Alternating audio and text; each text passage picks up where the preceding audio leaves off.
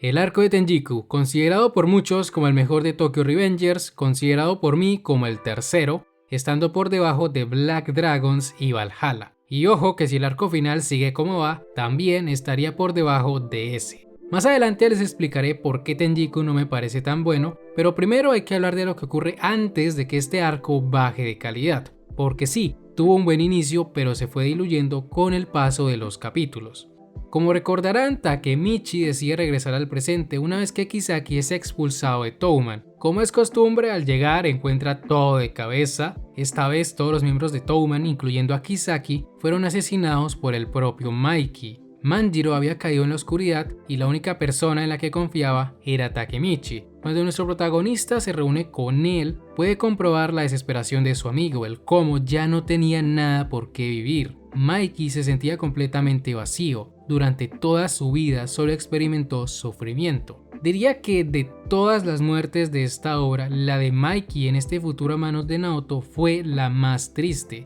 Primero porque el propio Mikey le pidió al protagonista que acabara con su vida y segundo porque en esos últimos momentos pareció recuperar la alegría de antaño. En verdad se sentía aliviado de que todo terminara. Presenciar la muerte de su amigo devasta a Takemichi, más aún cuando fue él quien lo sostuvo antes de morir. Debido a la ira e impotencia se prometería salvar a todos. Esta vez, para evitar que Touman se corrompa, Takemichi deberá neutralizar a Isana Kurokawa, el líder de Tenjiku y medio hermano de Mikey. Para serles honesto, la introducción de Isana en la historia no me convenció mucho que digamos. En este arco el autor usa mucho el recurso de mira, este personaje nuevo o era un amigo de la infancia o era un familiar de X personaje. Este recurso no me gusta porque se siente como si lo sacara de la nada. Por ejemplo, con Kakucho simplemente te dicen, era amigo de Takemichi, pero él no se acordaba, listo. En el caso de Isana es igual, Mikey no tenía idea de quién era, pero de repente Emma dice que es su hermano y que en varias ocasiones se lo había mencionado. Honestamente es un poco anticlimático esta forma de introducir a los personajes, pero ¿qué se le va a hacer? Es lo que hay. La cosa es que este hermano desconocido trajo a Tokio su propia pandilla, Tenjiku, y la enfrentaría contra los miembros de Touman destruyéndolos en el proceso. Todo esto era un plan de Kisaki para absorber a Touman y así poder usar a Mikey como su títere. Es debido a esta insistencia del antagonista por apoderarse de Touman que Takemichi empieza a preguntarse si Kisaki es un viajero del tiempo. De esa manera se explicaría por qué siempre el presente termina mal. Sin embargo, a pesar de que Takemichi se concentra demasiado en Kisaki, Shifuyo le pide que no se obsesione. Después de todo, si su información es correcta y Kisaki fue asesinado por Mikey, entonces debe estar tan desesperado como él. El problema es que la información de Takemichi no era correcta. Después de hablar con Taiyu en el presente, se enteraría de que Kisaki fingió su muerte. De hecho, tanto él como Naoto serían asesinados por Kisaki y sus aliados, Isana y Kakucho.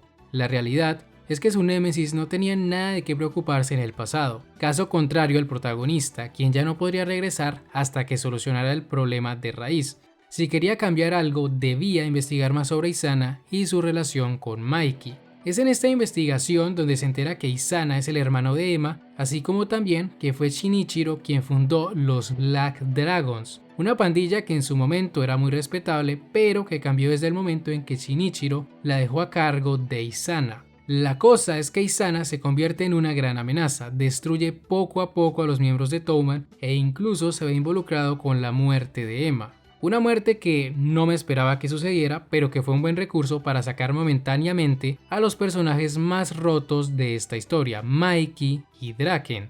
De esta manera, Takemichi debería irse a la guerra sin ningún capitán de Touman. Debo decir que la entrada de Touman fue épica. De alguna manera las acciones de Takemichi en el pasado resultaron en todo ese apoyo de parte de sus amigos. Sin lugar a dudas, la voluntad y resistencia del protagonista fueron lo mejor de la batalla entre Touman y Tenjiku.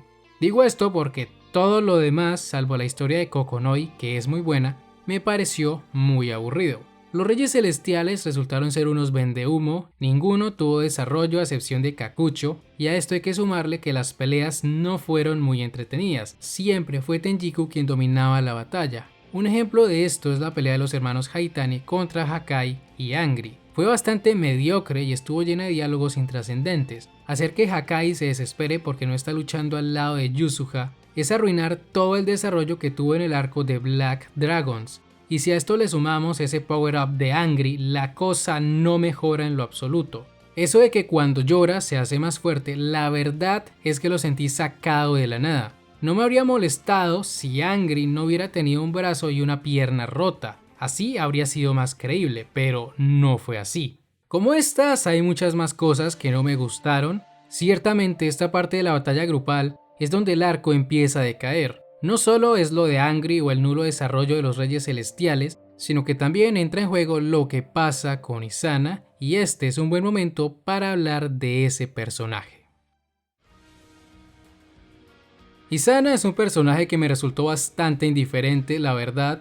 Durante todo el arco te lo intentan justificar por más mala persona que sea. Sí, ya sabemos que era adoptado y que extrañaba a Shinichiro, pero no por eso matas a Ema e intentas arruinarle la vida a Mikey. Lo más irónico de todo esto es que los que intentan defenderlo no toman en consideración que en realidad Isana ya era malo desde antes de saber la verdad sobre su origen. Cuando era niño lastimó personas de forma permanente e incluso llevó a alguien al suicidio. Es por eso que terminó en el reformatorio. El chico ya estaba loco y me molesta que el autor quiera que sintamos pena por él. Incluso le da ese momento de redención salvando a Kakucho, cosa que termina con su vida y con una escena que es una clara referencia a la muerte de Sausa. Hasta empieza a nevar, amigo. La verdad es que si la idea de esa escena era que me diera tristeza, pues no me dio tristeza, solo sentí indiferencia. Esta es una de las cosas que menos me gustó de Tenjiku, y no ayuda mucho que en este conflicto Mikey le diga, así como así, que quiere salvarlo solo porque es su hermano. Perdóneme la expresión, pero ¿me estás jodiendo, Mikey? A Kazutora lo odiaste por menos que eso. Sí, mató a tu hermano, pero en ese caso fue accidental. Además de que era alguien con el que habías pasado gran parte de tu vida. De hecho, para perdonarlo, tuviste que entender los sentimientos de Baji. Pero llega este tipo Isana, mata a su hermana con pleno uso de razón. Si bien no lo hace directamente, es cómplice y estuvo de acuerdo con eso desde el principio. ¿Y qué hace Mikey? Le dice que no está solo porque lo tiene a él, incluso quiere salvarlo. Mikey siente todo eso por alguien que ni siquiera recordaba que existía. Miren, yo no puedo considerar a Tenjiku como un buen arco cuando pasan estas cosas. Esto decepciona mucho porque le resta valor al desarrollo de Mikey. Previamente habíamos visto todo lo que hizo por Ema desde que llegó a su vida. De hecho, ese nombre Mikey se lo puso para que ella se sintiera mejor al no ser la única con nombre extranjero. Si bien a ella realmente no le importaba el nombre, le agradeció a Manjiro por el gesto.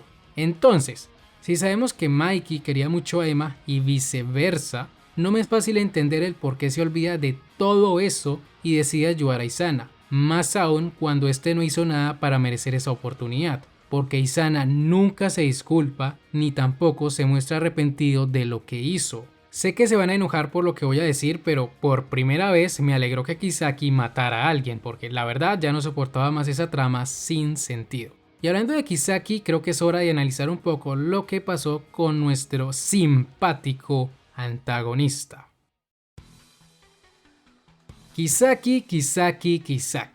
Por más extraño que parezca, lo que pasó con este personaje no me molesta tanto como lo de Isana y Mikey. De hecho, me parece que sus motivaciones tienen sentido. El problema está en la ejecución. A ver, el que Kisaki haya estado enamorado de Hina es la única explicación creíble del por qué la asesinaba en todos los futuros y del por qué en la línea original decidió matar a Takemichi, alguien que no tenía nada que ver con Touman. Claramente el tipo era muy celoso y al saber que Hina lo rechazó, probablemente porque seguía enamorada del protagonista, pues hizo lo que hizo. Esa parte no está mal. De hecho, en el arco de Black Dragons ya se daba a entender que Kisaki sentía celos hacia Takemichi. El problema está en cómo se nos presenta. ¿Por qué digo esto? Porque hacen parecer a Kisaki como un estúpido. Nos da la impresión de que este pibe literal se le declaró a una chica que no veía desde la primaria y esperaba que aceptara de buenas a primeras. Para ser un tipo que ideó toda clase de planes, que tuvo en la palma de su mano a todo el mundo, resulta decepcionante que de verdad creyera que Hina iba a querer ser su esposa sin conocerlo. Es bastante lamentable y patético, la verdad, Habría estado mejor que en los flashbacks se nos diera a entender que Kisaki había estado en contacto con Hina durante todo este tiempo, y que en esos momentos que pasaba con ella, el tipo fuera alguien diferente, es decir, más amigable. De esta manera todo tendría más sentido, pero no. La realidad es que al igual que Isana, Kisaki es otro loco.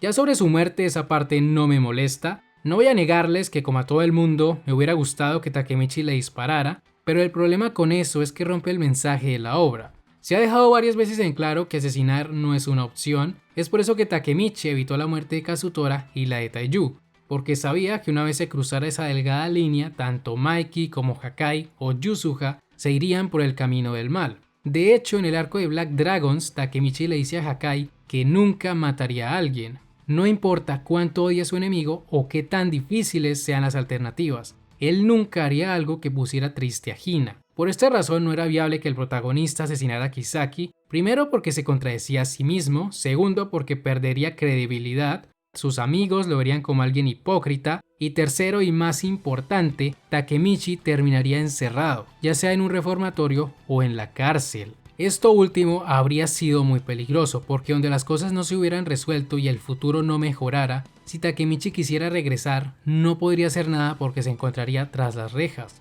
Algunos me dirán que eso no tendría importancia porque aquí debería haber terminado la obra del autor, y si bien los entiendo, también les pido que analicen mejor la obra, porque Kisaki nunca fue el verdadero antagonista. Él era el culpable de la muerte de Hina, sí, pero no era el culpable de cómo terminaba Touman. Aun si Kisaki no hubiera existido, personas como Kazutora, Kiyomasa o Isana seguirían teniéndole rencor ya sea a Mikey o a uno de sus más cercanos. El verdadero problema de Touman era eso mismo, Touman, el mundo de la delincuencia. Mientras Mikey y los demás siguieran siendo pandilleros, tarde o temprano se corromperían. Esto es algo que el propio Mikey entiende una vez habla con Takemichi sobre el futuro. Es por eso que decide disolver la banda, asegurando de esta manera un mejor futuro para sus amigos. El arco de Tenjiku es un antes y un después para Tokyo Revengers. Con la muerte definitiva de Kisaki, quien no resultó ser un viajero del tiempo, la trama tomó un camino diferente. Un camino que se estaba construyendo desde el principio. Si bien Kisaki tenía gran influencia en el desastre del futuro, hay que recordar cuál era la primera misión de Takemichi: evitar que dos personas se conocieran, Teta Kisaki y Manjiro Sano. El protagonista se preocupó demasiado por el primero de ellos, hasta el punto de que ya no existe. Sin embargo, descuidó al segundo. Es importante mencionar que la mayoría de problemas se dan por culpa de Mikey, de su inestabilidad mental, el cómo de un momento para otro pierde el control de sí mismo y no distingue el bien del mal. Precisamente eso es lo que se desarrollará en el próximo arco, el arco final o de Bonten. Ya sobre qué me pareció el arco de Tenjiku a nivel general, la verdad es que no es malo. Si bien hice muchas críticas, es bastante entretenido. Eso sí, ni loco diría que es el mejor de Tokyo Revengers. Tiene demasiadas cosas cuestionables y muchas de estas se aprecian mejor al volverlo a leer, porque no les voy a mentir, la primera vez que lo leí solo tuve problemas con lo de Kisaki, a lo demás no le presté mucha atención. Por eso es importante darle rewatch a las obras, porque a veces se omiten muchos detalles la primera vez que se lee. Pero en fin, demasiado relleno. La próxima semana ya hablaremos del arco final, o bueno, lo que llevamos del arco porque todavía no termina. Dicho eso, ya terminamos con este video. Si les ha gustado, no olviden dejar un buen like, suscribirse y nos veremos en siguientes videos. Hasta la próxima.